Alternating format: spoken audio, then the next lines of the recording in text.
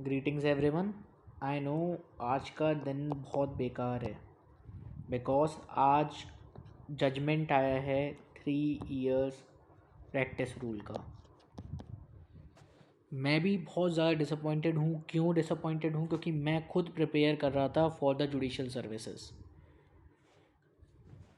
मतलब 21 इयर्स की एज का बच्चा यूपीएससी के लिए तो एलिजिबल है, बट 23 इयर्स का बच्चा जिसने 5 इयर्स का एलएलबी किया है वो एलिजिबल नहीं है फॉर गिविंग जुडिशरी एग्ज़ाम।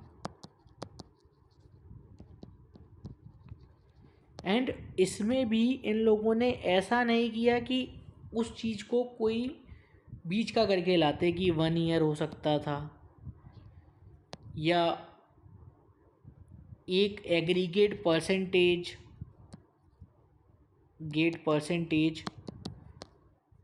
और 1 ईयर। ये भी सही रहता। अगर जजमेंट लाना ही था तो इस बेसिस पे आता तो ज़्यादा बेटर रहता, बट इनने तो कंपटीशन को आउट ही कर दिया।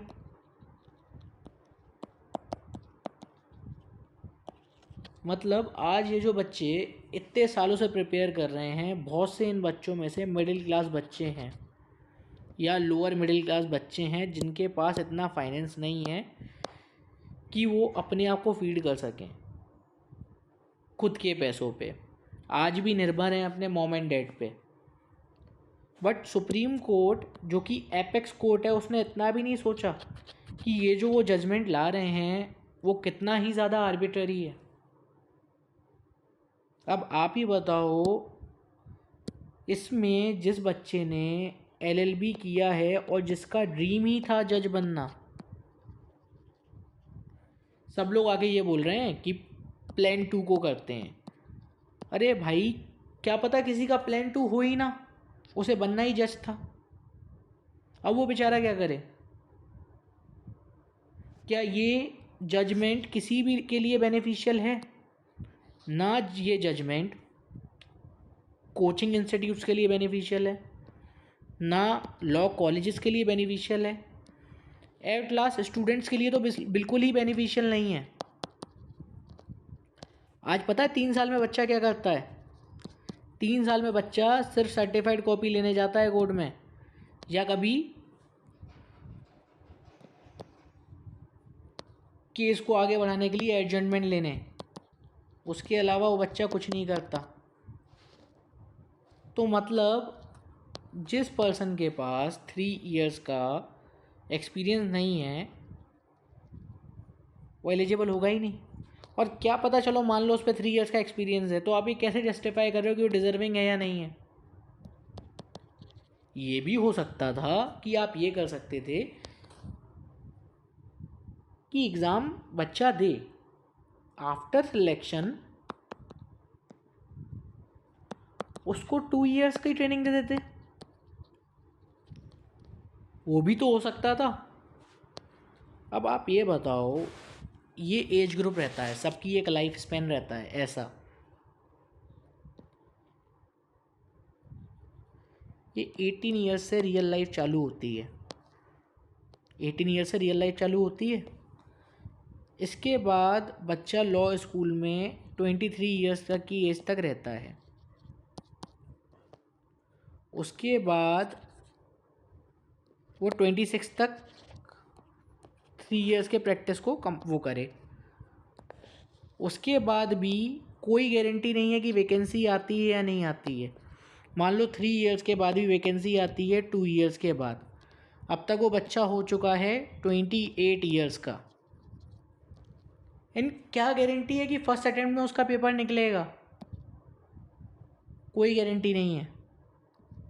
मान लो 2 साल उसने अटेम्प्ट दिए, ये हो गया 30 का। जहाँ सारे कोर्सेज में इंसान कोई बीटेक का कोर्स करता है या कोई भी कोर्स करता है, उसमें 23 इयर्स की एज में वो अर्न करना स्टार्ट कर देता है।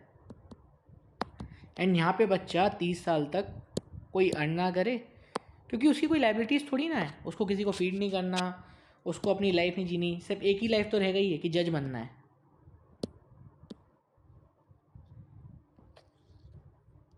ऊपर से इस डिसीजन को से क्या गारंटी है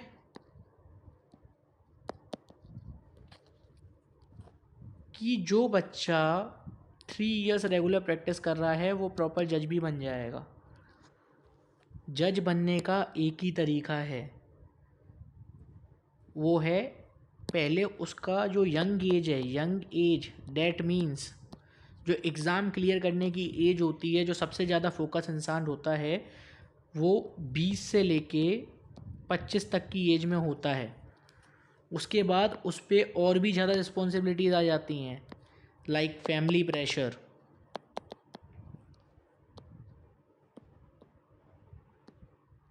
अगर फैमिली प्रेशर नहीं भी है तो इंसान खुद से ही प्रेशराइज रहता है। कोई भी इंसान अनएम्प्लॉयड बैठना पसंद नहीं करता। एंड जब आपको पता है कि इंडियन जुडिशल सिस्टम में एडवोकेट्स की कोई इज़्ज़त नहीं है, एंड फर्स्ट जनरेशन एडवोकेट की तो बिल्कुल नहीं है। फर्स्ट जनरेशन एडवोकेट तो इज़ लाइक कि उसने अपनी लाइफ तो सिर्फ अपना बिजनेस सेट करने में लगाया है, और वो भी गारंटी नहीं है कि बिजनेस सेट हो भी पाता है या नहीं हो पाता। So I am really very much disappointed. मुझे ऐसा लगता है सुप्रीम कोर्ट को इस जजमेंट को रिकंसिडर करना चाहिए, एंड इवन स्ट्रेट अवे ऐसा जजमेंट नहीं देना चाहिए जिससे बच्चों के पैरों तले ज़मीन खिसक जाए। इवन अभी जो वैकेंसीज़ भी हैं, मैं तो यही सजेस्ट करूँगा छत्तीसगढ़ की और राजस्थान की, उन पे फोकस करो अगर आपने फॉर्म फिल किया है, क्योंकि इनका कुछ नहीं जाएगा। ये कल को एक जजमेंट ले आएंगे कि चलो हम उसको कैंसिल कर रहे हैं 3 इयर्स वाले को। ये लोग तो हमेशा ही करते हैं, पहले 2002 में आया था तो भी वो फ्रूटफुल नहीं था। So I know it's a depressing moment, but अपन सब इसमें एक साथ हैं, कुछ करेंगे इसके लिए, और क्या पता कुछ अच्छा हो, पॉजिटिव हो। अभी भी मेरे अंदर होप है, because I am also a student, and student के साथ साथ एस्पिरेंट जो कंटिन्यूसली कर रहा है यार कि आज नहीं तो कल। जजमेंट का वेट था तो जजमेंट भी ऐसा आया कि वो फ्रूटफुल नहीं है।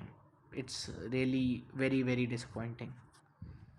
सो थैंक यू, देखते हैं क्या होता है। Hope for the best.